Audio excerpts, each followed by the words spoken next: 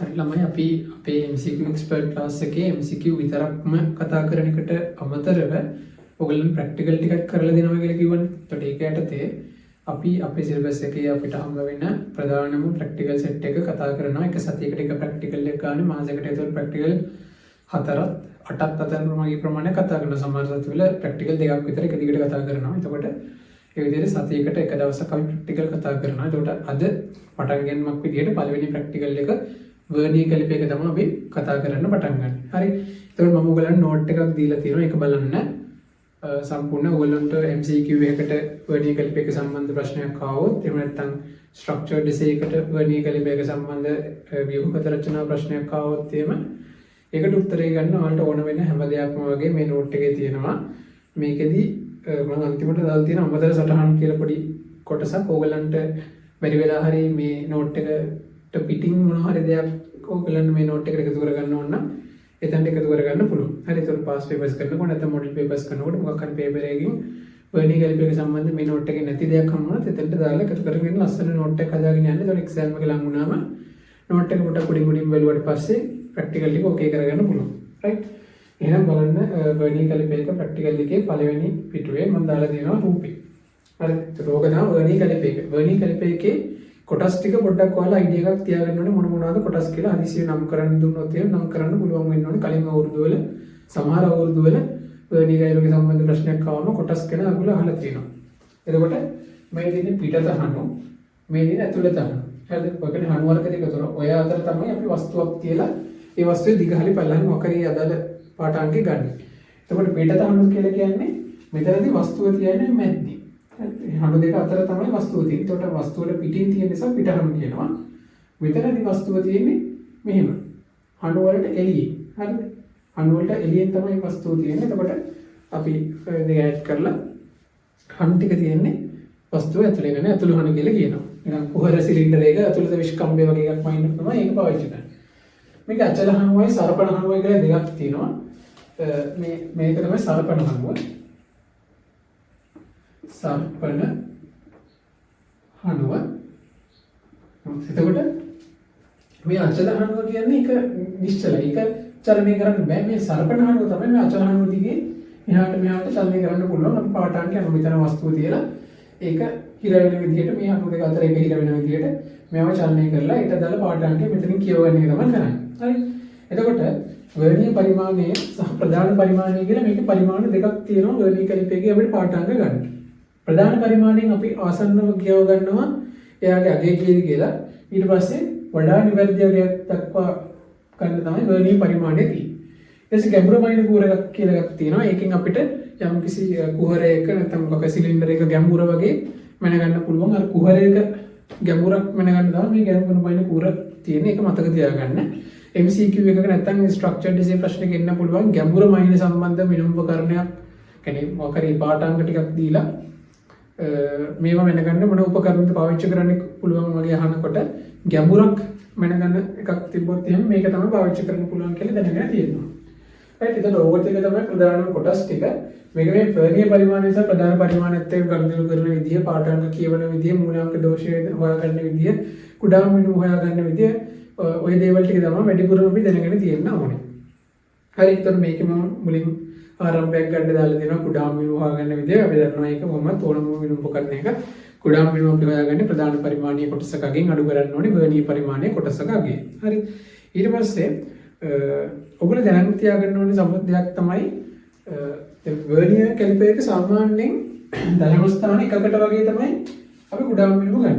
දශම ස්ථාන එකකට. ඒ කියන්නේ මිලිමීටර දශම එකකට වගේ තමයි අපි කුඩා මිනුම ගන්න. අපි දන්නවා මීටර රූලේ කුඩා මිනුම මිලිමීටර 1යිනේ. මෙයාගේ දශම 1යි කියලා මතක තියාගන්න. හැබැයි මයික්‍රෝමීටර් ස්වරූපමානය සහ ගෝලමානය වගේ උපකරණවල දශම ස්ථාන දෙකකට මනින්න පුළුවන්. දශම බිඳුවයි එකක් මිලිමීටර දක්වා කුඩා මිනුමක් ගන්න පුළුවන්. ඒ වගේම චලන වීක්ෂය සාමාන්‍යයෙන් .0.01ක දශම ස්ථාන 3කට විතර නිවැරදිතාවයකින් යුතුව අපිට මැනගන්න පුළුවන් යම්කිසි පාඨාංගයක්. හරිද? ඒක පොඩ්ඩක් දාලා අයිඩියා එකක් තියාගන්න සමහර වෙලාවට එන්න පුළුවන්. ඒතකොට ඒගොල්ලෝ අපිට මිනුම් ටිකක් දීලා අහුවොත් මෙයා මැන්නේ මොකෙන්ද කියලා වගේ අයිඩියා එකක් ගන්න පුළුවන් වෙන්න ඕනේ. දශම ස්ථාන එකකට කියනවා නම් වර්ණීය කැලිප එක දශම ස්ථාන දෙකකට තියෙනවා නම් මයික්‍රොමීටර් ස්ක්‍රූ ප්‍රමාණය හරි කොළමාණය හරි දශම ස්ථාන තුනකට විතර තියෙනවා නම් චලනාන්වීක්ෂණම ගොඩක් වෙලාවට එන්න ඕනේ. මේක හැමතිස්සෙම තියෙන එකක් නෙවෙයි. සාමාන්‍යයෙන් එහෙමයි. දශම ස්ථාන දෙකකට වගේ තියෙන වර්ණී කැලිබර් තියෙන්නත් පුළුවන්. දැන් අලුතෙන් හදපුවා එහෙම තියෙන්නත් පුළුවන්. හැබැයි අපිට නම් ගොඩක් වෙලාවට දශම එකක් වගේ තමයි වෙන්නේ. يعني දශම ස්ථාන එකකට තමයි හදලා තියෙන්නේ. එතන බිංදුවෙන් පස්සේ එක දශම ස්ථානයක් තියෙනවා. එතන දශම එකක් විතර දෙකක් තියෙනවා. තුනක් තියෙනවා. හරි. එතකොට වර්ණී කැලිබරේ එකකට තමයි සාමාන්‍යයෙන් ගන්න. ඒක පොඩ්ඩක් ෂේපේ මතක තියාගන්න. අනිත් එක තමයි ප්‍රතිශත දෝෂය. අපි මොකක් හරි මිනුම් උපකරණයකින් පාඨාංගයක් ගන්නකොට ළමයි අපි හැමතිස්සෙම try කරන්න ඕනේ ප්‍රතිශත දෝෂය 100කට වඩා අඩුවෙන් තියාගන්න. හරිද? ප්‍රතිශත දෝෂය කියලා කියන්නේ මම ලියලා තියෙනවා. ප්‍රතිශත දෝෂය කියලා කියන්නේ කුඩාම වෙනුම් බෙදීම් පාඨාංකයේ වැඩි කිරීම 100%. නැත්නම් භාගික දෝෂය වැඩි කිරීම 100%. එතකොට ප්‍රතිශත දෝෂය 100කට වඩා අඩු කරගන්න පුළුවන් නම් ඒ පාඨාංකය හොඳයි. ඒ මිනුම හොඳයි. එතකොට අපි එතන හොයාගන්න පුළුවන් අපිට මෙයාගෙන් ගන්න පුළුවන්. يعني දෝෂයක් නැතුව ගන්න පුළුවන් උපරිම පාඨාංක කොච්චරද කියලා. එතන මගේ පොඩි ගණනයක් කීමක් කියලා හොයලා තියෙනවා බලන්න.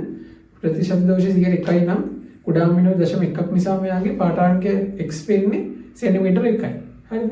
ඒ කියන්නේ මෙයාගේ ප්‍රතිශත දෝෂය 100කට වඩා අඩු කරගන්න නම් 100කට වඩා වැඩි මිනුම් තමයි ගන්න ඕනේ.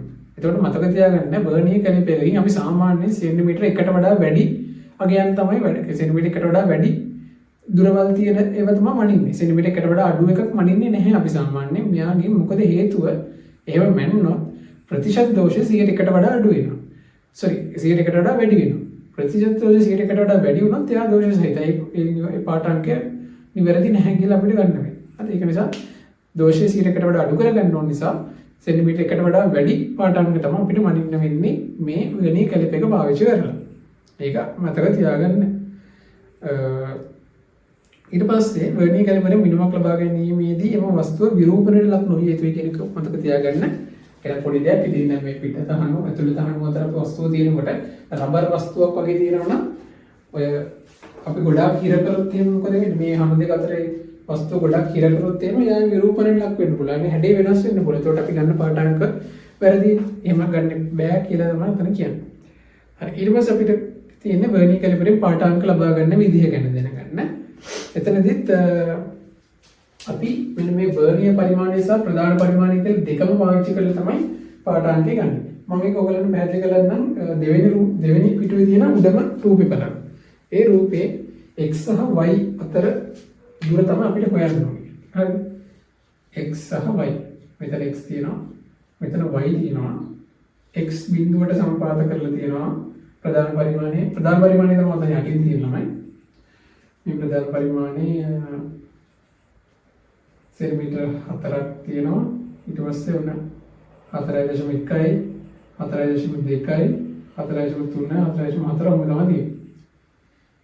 එතකොට අපිට ප්‍රධාන පරිමාණය විතරක් තිබ්බ කියලා හිතන්න. මේ සෙන්ටිමීටර 4නේ. හරි. මේ දින 4.1 4.2 4.3 4.5 ඔන්න තමයි. මේ හරිය සෙන්ටිමීටර 5 ඇති. එතකොට අපිට ප්‍රධාන පරිමාණය විතරක් තිබ්බනම් ළමයි අපිට ප්‍රධාන පරිමාණය මැනගන්න පුළුවන් වෙන්නේ මෙයා සෙන්ටිමීටර 4.2කට වඩා වැඩි 4.3ට වඩා අඩුයි කියලා විතරයි අපිට අගයක් ගන්න පුළුවන්. හරියටම මෙන්න මේ දුර හරියටම අපිට මැනගන්න බෑනේ. මෙයා කොච්චරක් මෙතන තව වැඩි වෙලා තියෙනවද කියලා හරියටම මැනගන්න බෑ ප්‍රධාන පරිමාණය පාවිච්චි කරලා. මොකද මෙයා මෙතන මේ අතර දුර ආයෙ බෙදලා නැහැ තව. හරි. එතකොට අපිට මෙන්න මේ ඉතුරු චුට්ට මේ සෙන්ටිමීටර 4.2කට අපිට සෙන්ටිමීටර 4.2ක් තමයි මැනගන්න පුළුවන් ප්‍රධාන පරිමාණය.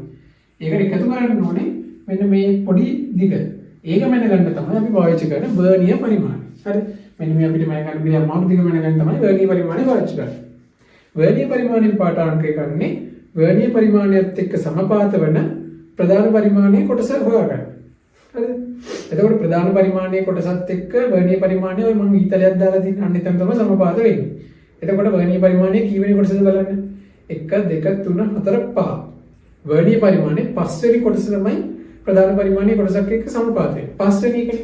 එහෙනම් ඔය 5 වැඩි කරන්න මෙයාගේ කුඩාම වෙන්නේ. ඒ කියන්නේ 0.1 මිලිමීටර. ඒ කියන්නේ 0.5 මිලිමීටර තමයි මෙන්න මෙතන අගේ. මම ඒ කියලා ගන්නම්. ඒ කියන්නේ 0.5 මිලිමීටර. එහෙනම් අපි පාඨාංගය හොයාගන්න මොකද කරන්න ඕනේ? මෙන්න මෙතන යනකම් තියෙන 4.2 සෙන්ටිමීටරනේ. ඒකට මෙන්න මේ අගය එකතු කරන්න. සෙන්ටිමීටර තියෙන නිසා මිලිමීටර එකට ගන්නවා. මිලිමීටර නම් 42යි. 42යි මිලිමීටර වලට මම එකතු කරනවා 0.5 මිලිමීටර. එතකොට මට එනවා 42.5යි. නේ? නෑ sorry.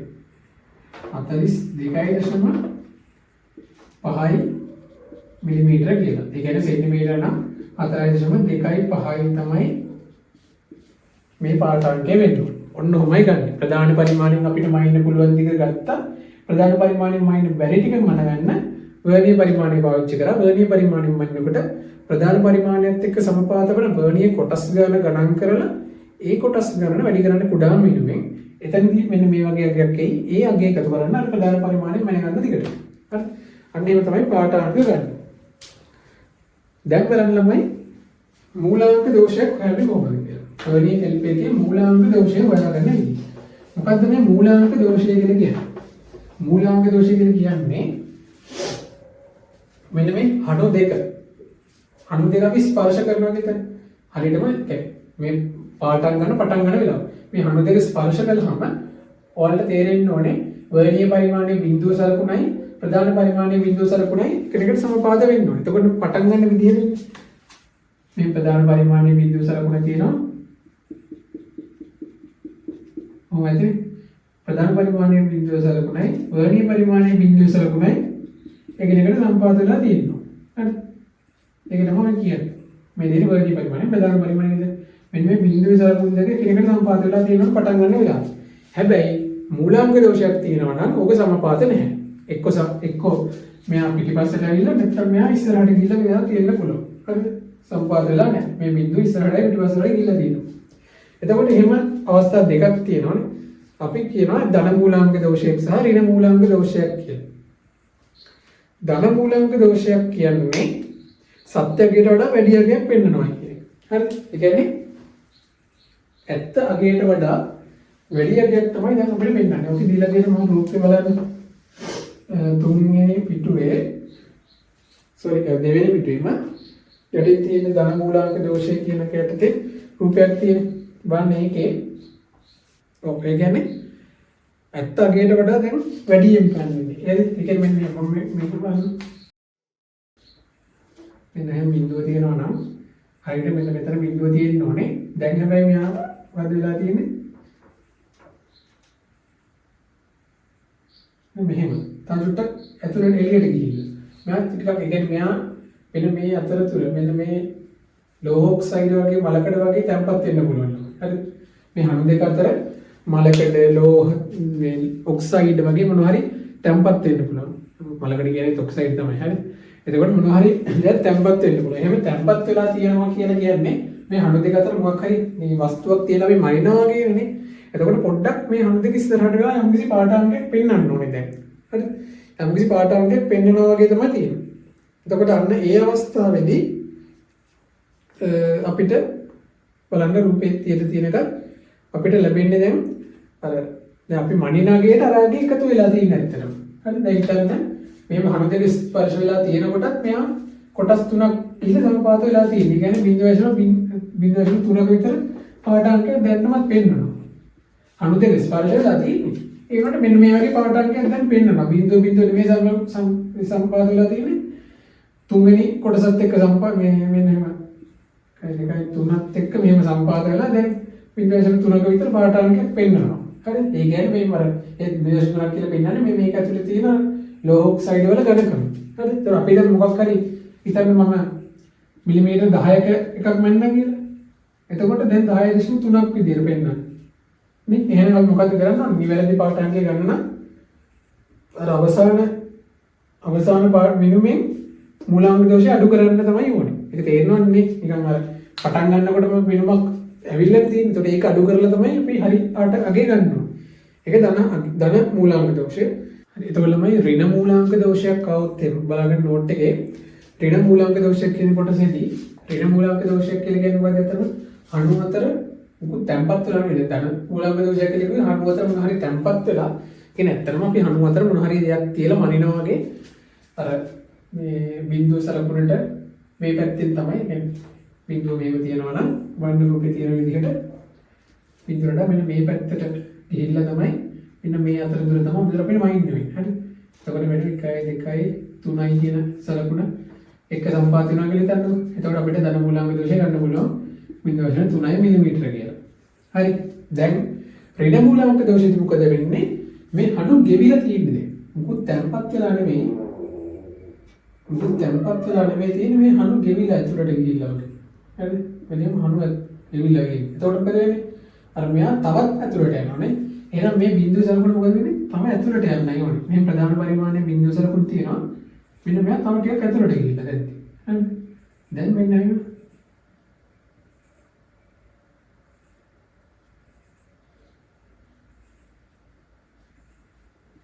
දැන් මෙන්න මෙහෙම තියෙනකොට හත් වෙනි සලකුණ වගේ තමයි සම්පාත වෙන්නේ කියලා හිතන්න. එතකොට දැන් මොකක්ද වෙලා තියෙන්නේ? මෙන්න මෙහෙන් තව චුට්ටක් මෙහෙට ඇවිල්ලා තියෙන්නේ. එහෙනම් අර දැන් කලින් අපි මේ පැත්තට ගිය දුර මෙන්නේ මෙතන මේ සම්පාත වෙච්ච දුරනේ 3නේ. එතකොට 0.3 කියලා ගත්තේ. දැන් මේකෙන් මේ පැත්තට නෑ. එතකොට මේ දුරට ගියම වන්නකොට මෙන්න මේ පැත්තෙන් මයින්ඩ් එක. හරිද? එතකොට මේ පැත්තේ කොටස් 3ක් තමයි මේ පැත්තට ගිහිල්ලා තියෙන්නේ කියලා හිතන්න 7නේ. 7 කියන්නේ කොටස් 3යි 10න් 7ක් අඩු කරන්න. එතන 6ක් වුණා නම් 10න් 6ක් අඩු කරන්න 4යි. එහෙනම් 7ක් නිසා 10න් 7ක් අඩු කරලා 3යි. එහෙනම් කොටස් 3යි නම් 0.3 මිලිමීටර කියලා ඍණ මූලාංක දෝෂය ගන්න පුළුවන්. හරි. එතකොට මූලාංක දෝෂය ධන එක නම් අවුලක් නෑ නිකන් මෙතන වස්තුවක් තියෙනවා වගේම කියලා ගන්න පුළුවන්. ඍණ මූලාංක දෝෂය පොඩ්ඩක් බලන්න.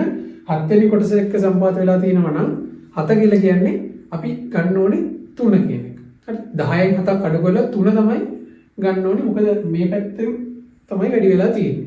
right? ඊට පස්සේ 6 වගේ આવුත් එහෙම සම්පාත වෙලා තියෙන 6 වෙනි කොටස නම් අපි ගන්න ඕනේ 10 වෙන 6 වතාවක් දශමික ගොඩක් වෙනවා. හරි. එතකොට තමයි ඍණ මූලාංක දෝෂය එන්නේ. ඔතන ලියලා තියෙන ටිකත් පොඩ්ඩක් කියව ගන්න. ඍණ මූලාංක දෝෂය කියන එක. එතකොට තව ටිකක් තේරෙනවා.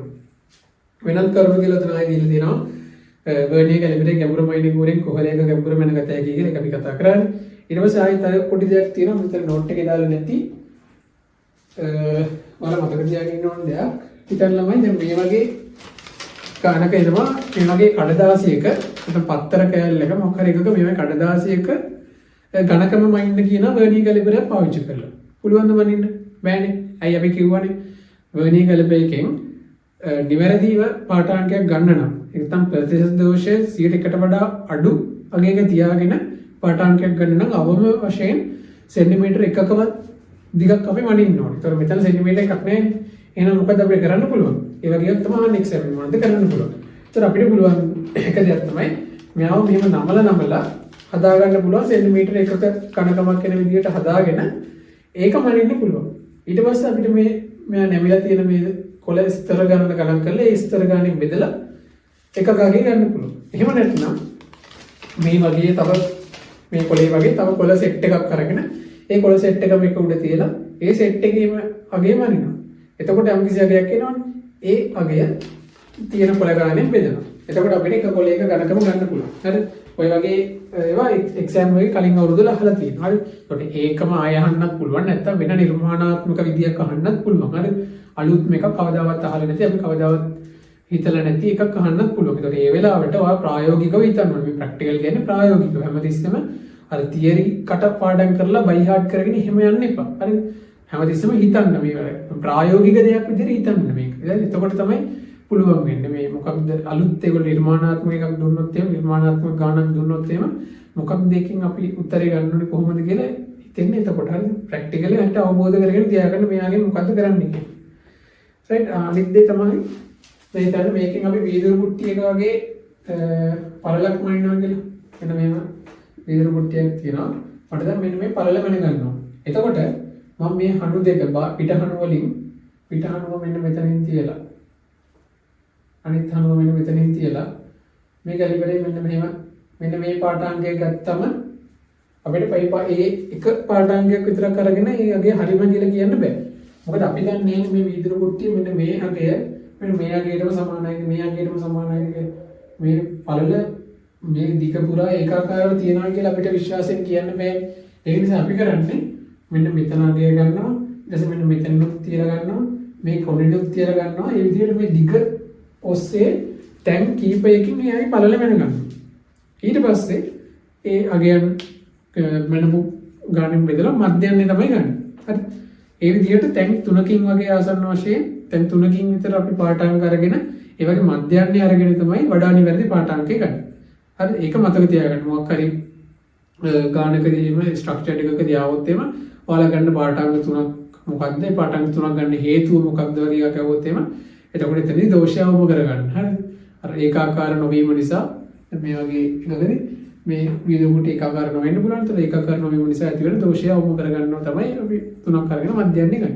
ඔය වගේ දේවල් අහන්න පුළුවන්. ඒතර එක්සෑම් එකේදී ඔය වගේ කීක දේවල් අහනවා ප්‍රැක්ටිකල් දේවල්.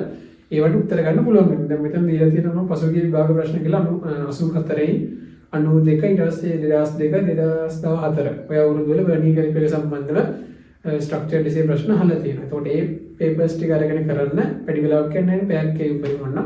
ඒ ප්‍රශ්න ටික කරලා දාන්න. ඊට පස්සේ ඒ අවුරුද්දේ මාකින් එක අරගෙන බලන්න. හරි. මාකින් එකේ තියෙනවා මේ ප්‍රශ්න දාලා උත්තරේ ලියන්නේ කොහොමද? ඒගොල්ලෝ බලාපොරොත්තු වෙන උත්තරේ ලියලා තියෙනවා. ස්ට්‍රක්චර්ඩ් එසේ වල ළමයි ඔයගොල්ලෝ කොහොමද මාකින් එක බලන්න පුරුදු වෙන්නේ. හරි. ඒ කියන්නේ පේපර් එක කරලා ඒ පේපර් එකේ ඒගොල්ලෝ දීලා තියෙන මාකින් එක බලන්න පුරුදු වෙනවා. මොකද ඒක හරියට මේගොල්ලෝ ලියලා තියෙනවා ඔය ඒගොල්ලෝ එක්සෑම් එකේදී බලාපොරොත්තු වෙන උත්තරේ. අපි කොයි විදිහටද ලියන්න ඕනේ? මොන වගේ දේවල් ලියන්න ඕනේ කියන එක ඒගොල්ලෝ බලාපොරොත්තු වෙන විදිහටම උත්තර පත්‍රය තියෙනවා. ඒක නිසා ඒක උත්තර පත්‍ර බලලා ඒකත් එක්ක මේ කරලා පුරුදු වෙන්න. තමයි අමතර සටහන් කියන තැන ඔයගොල්ලන්ට පේපර්ස් කරනකොට හම්බ වෙන දේවල් හරි අමතරව කොයින් හරි ඔය වර්ණීකරණය සම්බන්ධ හම්බ වෙන දේවල් තියෙනවා නම් එතන දාගෙන එකතු කරගන්න පුළුවන්. නෝට් එක ලස්සන හදාගෙන යන්න. ඒතකොට එක්සෑම් එක ලඟ වුණාම මට මේ නෝට් එක එකපාරක් බලලා දැම්මම හරි වැඩි. හරිද? රයිට්. එහෙනම් වර්ණීකරණය ඉවරයි. අපි ඊළඟ දවසේ ඉතුරු විනෝම්පකරණ ටිකයි ඊට පස්සේ දිගටම ওই විදිහට ප්‍රැක්ටිකල් සෙට් එක කතා කරගෙන යමු. නම් වර්ණීකරණය එක මෙතනින් ඉවරයි. හරි. මේ කොටස කොහොම හරි පුළුවන් කරගන්න අද දවසේ ඇතුළත.